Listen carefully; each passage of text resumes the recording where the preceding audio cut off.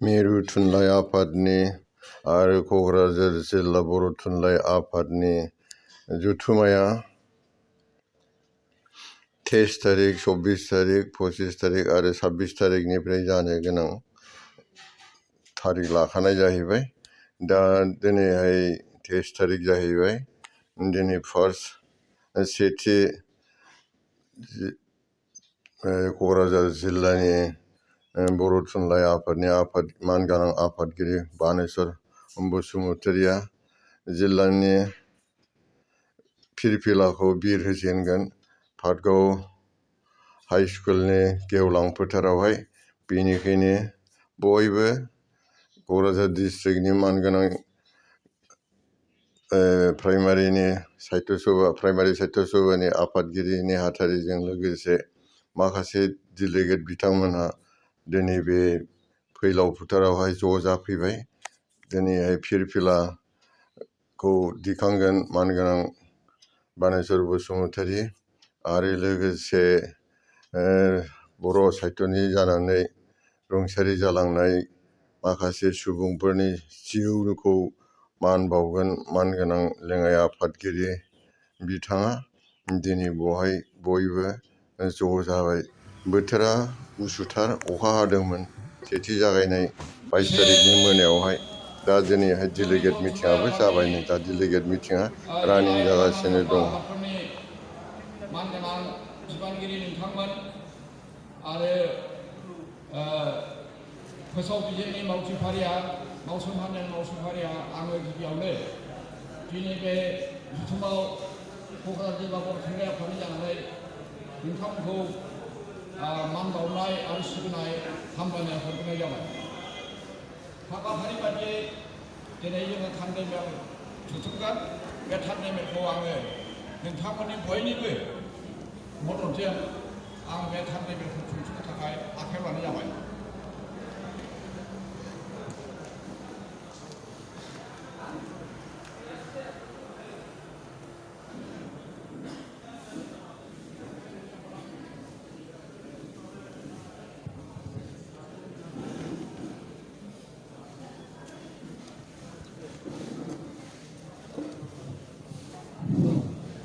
आसा मोनसे खावलायनाय क'क्राझार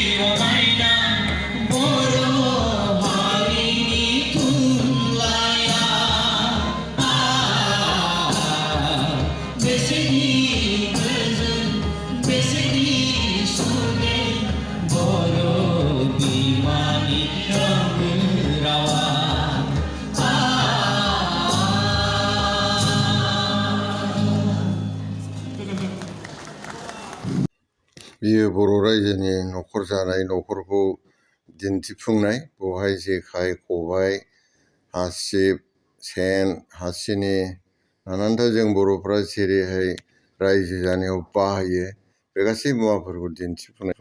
आरो नैबे बाजार जाहैबाय। बेवहाय सि जोम बर'नि इन्दि सिजों दानाय इन्दि खुन्दुंजों दानाय जोमग्रा गानग्रा गासैखौबो मोननो हायो। बेनो जाहैबाय जागायजेननायाव जोङो थांनानै नायनाय जों डेलिगेटफोर गासिबो बेवहाय थांनानै नायदों जों नायगिदिंदों जाफुंजोबाखै दा स्टार्टल' जागासिनो दङ। दिनै 23 थारिख जाहैबाय जागायजेननाय मोजाङैहाय स्रा स्रा जाफुंजोबैखाय आङो मोजाङै खेबजोबनानै लाथ'नाय जायाखिसै। अब्लाबो दिनैहाय बे बर'नि न'खर जानाय न'खौ आङो दिन्थिनाय जाहैबाय। बेनो जाहैबाय न'खर परिबार बर'नि।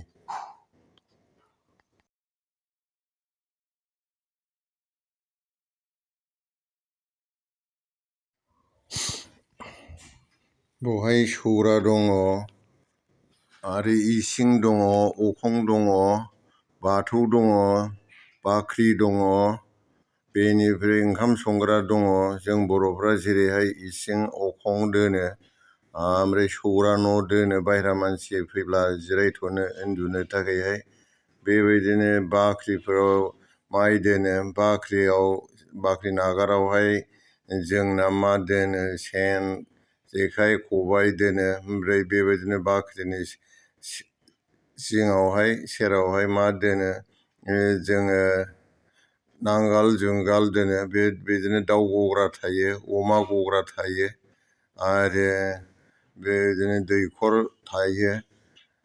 ओमफ्राय सोरगिदिं बेरा दुमनानै जोंनि बर' सुबुंफोरा स्रां स्रां मोजाङै न'खर जिउ खुङो। बेयो ओंखाम संग्रा जाहैबाय। ओंखाम संग्राखौ जोङो बांसिनै खोलाहा दोनो जाहैबाय। बाख्रिखौ सानजाहा दोनो सानजा सा खनायावहाय। ओमफ्राय बे बाख्रियावहायनो जोङो सेन जेखाइ खबाइफोरखौहाय बाहेरायावहाय जों आलायनानै दोनो। जोंनि बे बर' हारिनि हारिमु जाहैबाय जान्था लावथाइ उवाल गायहेन बेफोरखौ गासैखौबो दोनो। बे बर'नि गोदोनि हुदा सोलिबोनाय जोंनि ट्रेडिसनेल कास्टम होननानै जेखौ जों बुंनो हायो। दिनै बेबायदिनो बर'फोरनि बे रायजो जानायखौ जोंनि बर' साहित्य सभाया अरायसम गोदोनिफ्राय दिन्थिबोफ्लायदों। जोंनि सुबुंफ्रा बेफोरखौ मिथिनानै लानो हानाय बायदि आरो बेबायदियैनो जोंनि नेरसोना थालांनाय बायदि बारिनि खना खना गय बिफां गायनाय। बे मानसिफोर फैब्ला जिरायनो थाखाय खामसालिफ्राव आरो नङाबा सौरा न'फ्रावहाय बेबायदिनो जिरायथावथाव मुवाफोर दोननाय आगजुफोर दोननाय जोङो बेबायदिजोंनो जिउ खुंबोदों। धेमाजिनिफ्राय फैदों बिसोर दखानदार।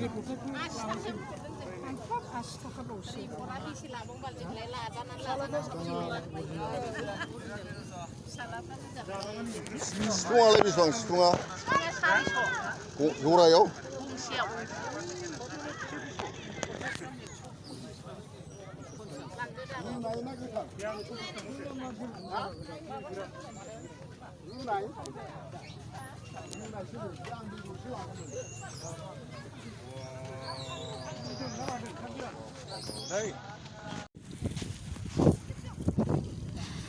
रानि खालाइस्रि फोथाराव जोंनि खुंगा 62थि सेन्ट्रेल बर' साहित्य सभा आरो 48थि क'क्राझार जिल्ला बर' साहित्य सभानि बे रानि खालाइस्रि फोथारा बेसेबांबा गुवार रिउ रिउ नुस'लायनो हाया। बेवहाय गोबां दाब दाब जायगानिफ्राय जोंनि बर'फोराबो आरो गुबुन हारिफ्राबो फालांगि खालामनो फैदों। बेवहाय जों नुनो मोनो गोबां मानसिफ्रा दा फैहांबाय। नैबे पेन्डेल जाहैबाय मेन जानायनि थावनि बेयो। दा जों ओंखाम जानो थाखायहाय बेवहाय थांनांगौ। बयबो बेवहाय मोननै रोखोमनि खालामनाय जादों। मोनसेया मिरामिस मोनसेया आमिस। थारमाने ना बेदर जानो गोसो गोनांफ्रा नै बेवहाय जानो हाबाय। ना बेदर जायैफ्रा बै खनाथिंजाय थाबोनाय न'आवहाय जाहैनो हाहैबाय। बेवहाय जोंनि बर'फोरनि गेजेरावहाय सोरबा ना बेदर जायैबो थायो आरो ना बेदर जाग्राबो थायो। बेनिखायनो मोजां खाबुफोरखौ जोंनि बर' थुनलाइ आफादा खालामनानै होदों। बेनिखायनो नोंथांमोन बयखौबो बे जायगायाव लैहोर लैहोर फैनानै बाहागो लानो थाखायहाय आंबो खावलायफानाय जाहैबाय। गोबां मानसिफोरा फैबाय गारि घरा लानानै नुजाफैहांबाय। आङो फारि फारि गासैखौबो दिन्थिनो हास्थायदों। बोथोरा गाज्रि, अखा खोमसि हाबनाय, गुसु, दिनै 23 थारिख, दाबो गोजांनाय खाराखै, सानजौफु जाबाय।